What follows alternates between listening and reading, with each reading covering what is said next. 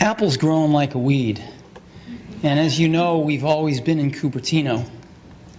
Started in a little office park and eventually got the buildings we are in now at the corner of De Anza and 280. But and those buildings hold maybe 2,600 people, 2,800 people. But we've got almost 12,000 people in the area.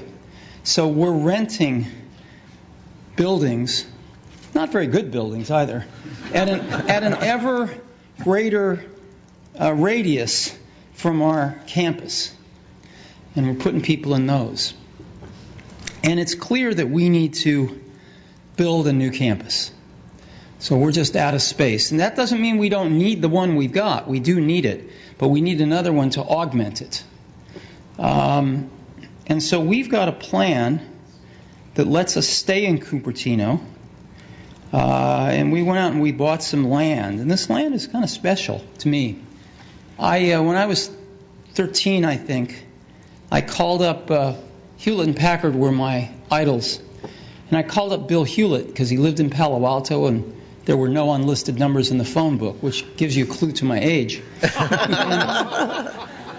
And he picked up the phone and I talked to him and I asked him if he'd give me some spare parts for something I was building called a frequency counter. And he did, but in addition to that, he gave me something way more important. He gave me a job that summer, a summer job at Hewlett Packard right here in Santa Clara off 280, the division that built frequency counters. And I was in heaven. Well, right around that exact moment in time, Hewlett and Packard themselves were walking on some property over here in Cupertino, in Prune Ridge, and they ended up buying it. And they built their computer systems division there. And as Hewlett Packard has been shrinking lately, they decided to sell that property, and we bought it. We bought that, and we bought some adjacent property. All used to be apricot trees, apricot orchards, and we've got about 150 acres. And we would like to put a new campus on that so that we can stay in Cupertino. And we've hired some great architects to work with, some of the best in the world, I think. And we've come up with a design that puts 12,000 people in one building. You think about that, that's rather odd. 12,000 people in a building, in one building. But we've seen these office parks with lots of buildings, and they get pretty boring pretty fast. So we'd like to do something better than that, and I'd like to take you through what we'd like to do. So this is supposed to work here. There we go. Can you see this? Yep. Yes, we can. Great. So here's where we are today, which is on Infinite Loop Drive, again at the intersection of De Anza and 280. Mr. Jobs, you can actually draw on the screen. That's how high-tech we are. Oh, good. Use your finger. So instead of pointing in the air, you can just draw. I don't really need to draw on the screen. It's okay. You can see it clearly. And what we've done is we've bought this land right here. We tried to buy the apartments in the corner, but they're not for sale, so we couldn't buy those. But we bought everything else.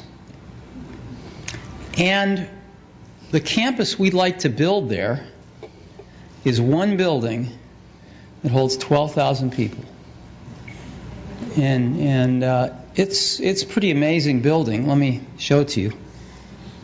It's a little like a spaceship landed. But there it is. And it's got this gorgeous courtyard in the middle, but a lot more. So let's take a closer look at it. It's got curve. It's a circle, and so it's curved all the way around. As you know, if you build things, this is not the cheapest way to build something. There's not a straight piece of glass on this building. It's all curved, and we've used our experience in making retail buildings all over the world now. And we know how to make the biggest pieces of glass in the world for architectural use. and we want to make the glass specifically for this building here. We can make it curved like this all the way around the building. And you can see what it will look like. It's pretty cool. Again, today, about 20% of the space is landscaping. Most of it is a big asphalt parking lot, several big asphalt parking lots. So 20% of it is landscape. We want to completely change this, and we want to make 80% of it landscape.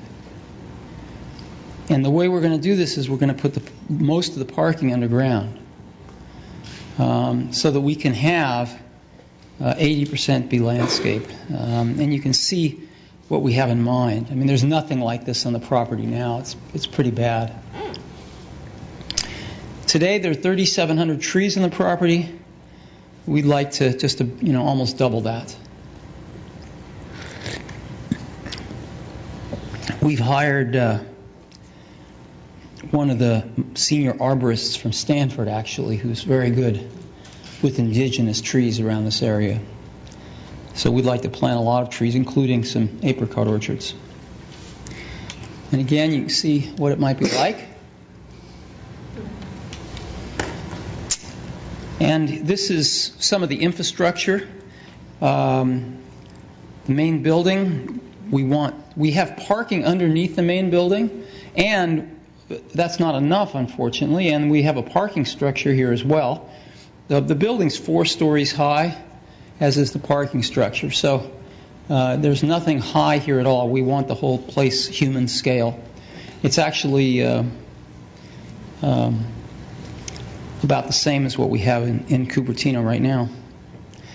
And an energy center, we deal with people sitting at computers all day writing software. And if the power goes out on the grid, we get to send everybody home. So we have to have backup power to power the place in the event of brownouts and stuff. And I think what we're going to end up doing is making the energy center our primary source of power, because we can generate power with natural gas and other ways that can be cleaner and cheaper, and use the grid as our backup. And we think that makes more sense. We've got an auditorium because we put on presentations much like we did yesterday, but we have to go to San Francisco to do them. And a fitness center and some R&D facilities. These are just things that where we do testing, and we need some buildings to test in, and there's hardly any people in them. So this is roughly the kind of thing that we're thinking about. And we're thinking about 12,000 people. I put 13 on the slide just because we may get a little luckier than 12,000. So we're up roughly 40% in people versus what the site has been used for already. And we're increasing the space to 3.1 million square feet, so 20% increase in space. The landscaping, though, increases by 350%, which is nice. The trees by 60%. The surface parking goes down by 90%. And so I think the overall feeling of the place is going to be a zillion times better than it is now with all the asphalt. And the building footprint actually goes down by 30%. So we want to take the space and in many cases making it smaller or putting more of a desirable thing on the space. And that's what we'd like to do. So just want to give you a look at it. This is a cafe. We have cafes in our facilities, and this cafe will feed the better part of 3,000 people at a sitting, because that's what you need when you have 12,000 people in a campus. And so that's what we're looking at. And I'd love to answer any questions if you have any. Thank you, Mr. Jobs. And we're really excited that